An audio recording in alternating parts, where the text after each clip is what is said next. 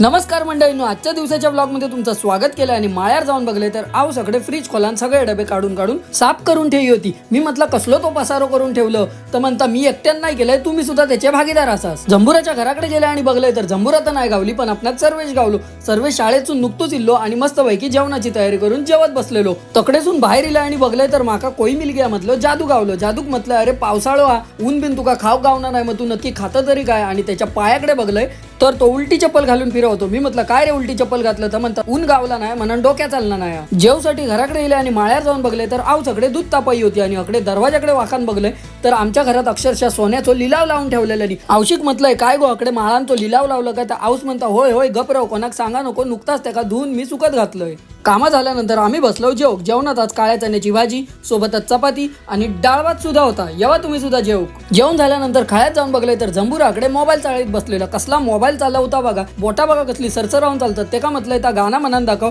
माझ्या डोईवर भरली घागर रे, तर नखरे करूक लागला। गाणं अगदी छानच म्हणता। घराकडे येऊन बघले तर मामीच्या आणि मम्मीच्याकडे गजली रंगलेले आणि गजलींचा विषय होतो दिवसभर कामा करून करून कामात घालवलेलो वेळ। 3 झाल्याबरोबर देवाची पूजावती आवशीन अगोदरच करून घेतलेली आणि मी आपलं फक्त देवांका नमस्कार करून घेतला आणि त्यानंतर मी गेले बबण्याच्या घराकडे। बबण्यात म्हटलंय चला रे चला, दहीहंडीचे दिवस आता लयच जवळ इले, अगदी तोंडार दहीहंडी इली। आणि सूर्या काकांका मुद्दा म्हणत म्हटलंय चला आज लवकर सराव सुरू करूया। तर सूर्या काका म्हणतात तू गप्र, अजून 10 वाजत बरोच टाइम। रात्री दहीहंडीच्या सरावासून घराकडे इला आणि गजाली मारण्यामध्ये बरोचसो टाइम गेलो, जवळ 12 वाजले। इलाय तसो थेट डायरेक्ट जेवूक गेलाय आणि व्हिडिओ काढूचोच रवान गेलो। मग म्हटलं आता जेवून इलाय, आम्ही भेटाय पुढच्या ब्लॉग मध्ये। तवसर देवा काळजी।